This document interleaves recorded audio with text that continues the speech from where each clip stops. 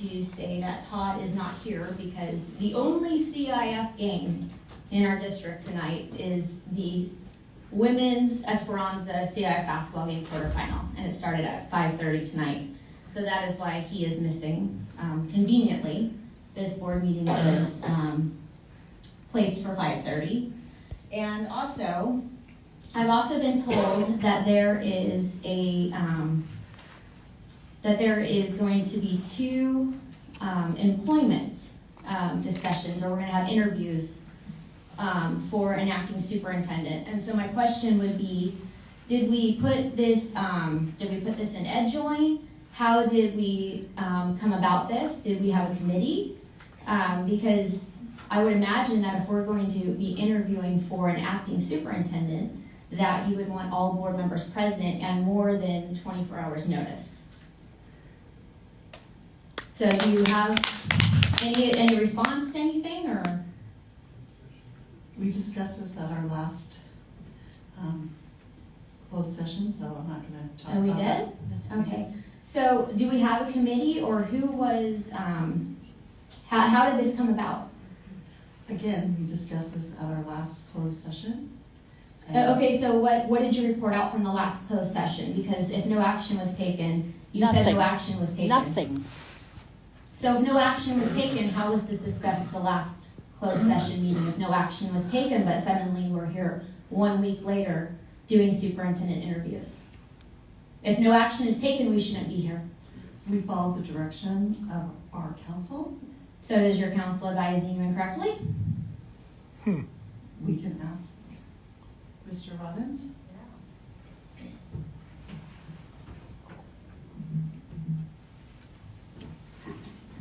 Yes. How can I help you? Could you repeat your question? No, go ahead. You heard what I said. I mean, we had no actionable items that we reported out in closed session, but yet she says that she can't explain if there's a committee, who was directed, why we're having these acting superintendent interviews. She can't say anything. She says that this was discussed in closed session, but there was no actionable items reported out from closed session. So I'm just confused as to if we don't take any action in closed session, how are we here tonight doing superintendent interviews? We haven't had a search firm. This isn't up in EdJoin. Like, who is directed to do so? I mean, we need, I know Renee Gray didn't direct anybody to do so, and I don't believe you did, Todd, so who directed somebody to find these candidates? Well, I'm not at liberty to discuss confidential closed session communications. Directs me to do so I'm not going to do that. I feel like if Mrs. Blades hasn't already violated the Brown Act, then she's walking a fine line. So I think we need to talk about this in closed session.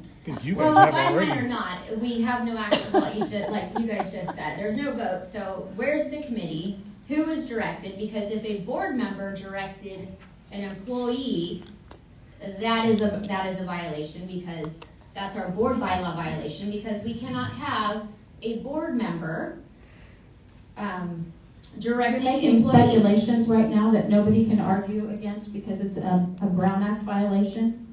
So you're putting things out there that may or may not be true, and nobody can say anything against it. So I would advise we talked about this in closed session. So we're having Let's move interviews. to vote. No, I'm not So finished I'm yet. I'm not done yet, because I have a couple That's okay, other just things. call I have I a call couple for the other vote. things. I have a All in couple other favor, things. say aye. Aye. Aye. Any opposed? Absolutely not. I for what? Okay. Absolutely Aye, aye, aye. not. So motion carries 3-1. Zero Okay, transparency. we're moving on to public comment. Public comment will follow directly after this announcement, and comments will only take separate items on the closed session agenda. Public comment cards are available in the foyer. Cards must be completed and turned in prior to the designated time for public comment, provided a maximum of 3 minutes per person. If translation is needed, an additional 3 minutes will be given. Please let us know. If we know ahead of time, we can ensure proper preparation. Civility Policy Education Code 220 prohibits discrimination on the basis of disability, gender, gender identity, gender expression, nationality, race, ethnicity, religion, sexual orientation, or any other characteristic that is contained in the definition of hate crime set forth in section 422.55 of the Penal Code, including immigration status. So just a note, we're taking the blue card, so if you haven't filled one out, we'll give you a quick minute to do so. Anybody else? Okay, perfect. So we'll take public comments at this time. I believe we have 4, and so each person will be given 3 minutes. First, we'll have Linda Cohn, Nellie, second, Jocelyn third, and Steve Sopka. Welcome to the Twilight Zone. What are you Madam live President, you streaming seem on? to be acting on the belief that you have a mandate to remove any person or program that stands in your way. However, compare your 3,823 votes in Area 2 to Ryan Miller's 5,310 votes in Area 1 and Misty Jansen's 8,626 votes in Area 3. Both of these people lost to people who received even more votes. Maybe your mandate comes from the 10,095 votes that Trustee Quintero gathered in Area 1. Yeah, Trustee Quintero told all of us on November the 19th, 2024. Oh, are you going to shut me up as well? No, I'm just saying we need to. Let her Public speak comments then. are on the agenda. I am questioning Stop the clock. your right to go behind those closed doors one more time and engage in personnel matters one more time with one more individual that you want to silence. That's what I'm doing. May I continue, please? Yes. Thank you so much. I really appreciate your mercy. Trustee Quintero told all of us on November the 19th, 2024, and I quote directly, "The community spoke 2 weeks ago. They do not want any more surprise changes. To say that someone is afraid of possible firings is absolutely unfounded," end quote. Trustee Quintero, I hope you will stand by those words and not let your mandate, if it is one, be justification for another board member's actions. I question, Mrs. Anderson, your mandate. I also question the integrity of your campaign. $1.9 million was not magically pirated from Valencia's Cafeteria Fund to finance the Universal Sports Institute. And yet this was a prominent claim in campaign literature in Area 2. President Anderson, retract this claim, admit that you lied. I question, President Anderson, your self-appointed role as a unilateral watchdog over every person, every program, every expenditure in PYL-USD, particularly because you are selective in who and what you target, particularly because you will allow preposterous claims to be made, claims that have no foundation in fact. I've already given one, $1.9 million. I'll give you another even better one, $3 million for a fancy gym. I'll give you a third. Chernus and Gates are incompetent and corrupt. We're going to investigate them and buy out their contract. Finally, President Anderson, why do you steadfastly refuse to acknowledge all that Dr. Chernus and Dr. Gates have done for Area 2 kids? Thank you. Thank you. Wow. Again, thank you. Some doctor. Unbelievable. Good job. Nellie, Raphael. Since the recent election ended, some important and worrying things have been happening in this district that are making us in the community concerned. District leaders have been making decisions like putting Dr. Chernus and Dr. Gates on leave and maybe trying to get rid of Renee Gray. This has made families wonder why they are doing these things and what the results might be. The community is noticing that there are a lot of sudden meetings and confusion in the district. We are worried that these decisions could lead to more legal problems and money troubles that could hurt the district's stability and resources. Community members are questioning why these decisions are being made and how they will affect families and parents.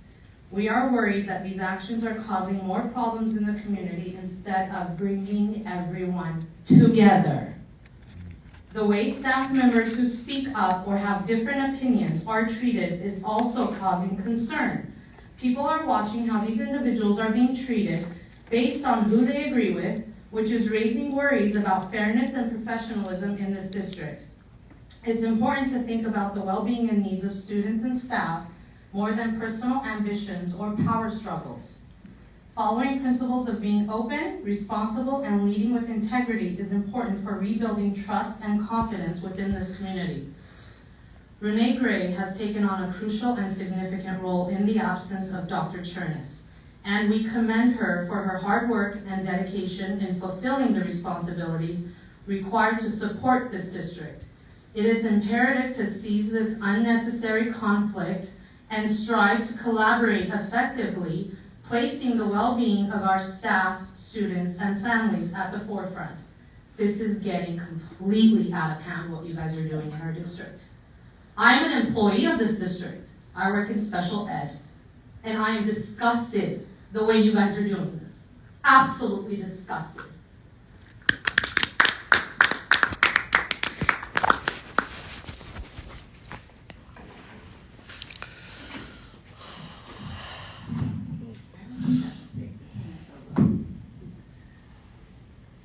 Marilyn, I've learned by this sad experience that is your nature and disposition that as soon as you got a little authority, you immediately began to exercise unrighteous dominion. Marilyn, there's no part of you that can feel peace about your cunning plans here. You're operating outside of any goodness caught up in retribution and sophistries.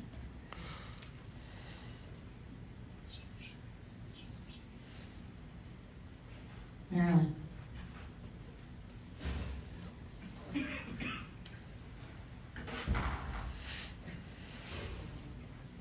Are you writing what I'm saying?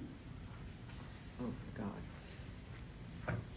Renee Gray is more than capable to serve as our acting superintendent. I've worked with her for years. She is fair, she's not hasty, she's not impulsive, and she's beyond competent to serve as the acting superintendent.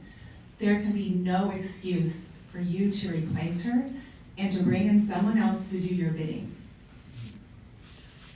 Leave Renee Gray and finish up with the drawn-out investigation of Dr. Chernus and Dr. Gates.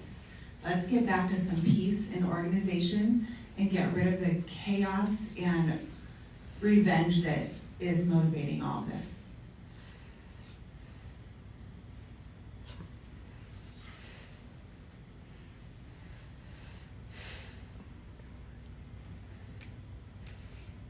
Thank you for your respect, Tricia, Carrie, Leandra.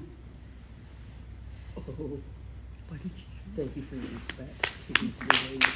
Oh, man, it's horrible. Steve Softman, district taxpayer.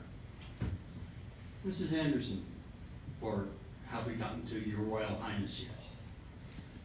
Another Chicken Little crisis, another emergency board meeting, another superintendent substitution. Really? Your flagrant dishonesty and abuse of power has gotten way beyond tiresome. Whether you know it or not, your role as school board president demands integrity, transparency, and a focus on what's best for our students and community. Not your self-serving decisions, not intimidation, not silencing dissent.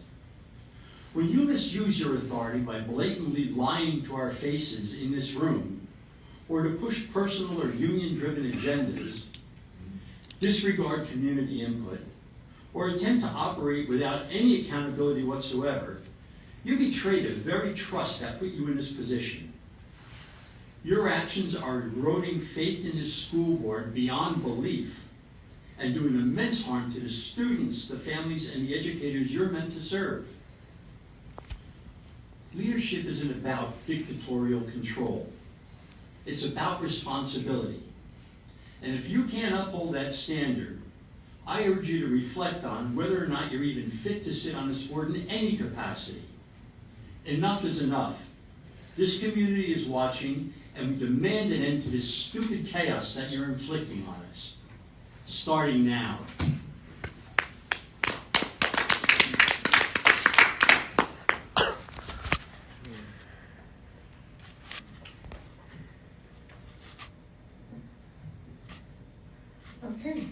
will now adjourn to closed session for the purpose of discussing the following matters.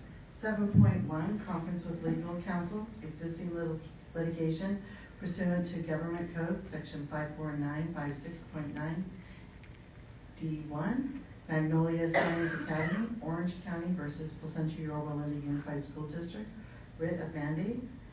And 7.2, personal matters, public employee appointments, employment pursuant to Government Code 54957, acting superintendent.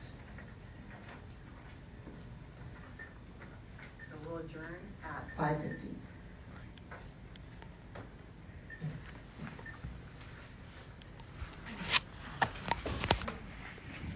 24 hours notice, barely. And I just want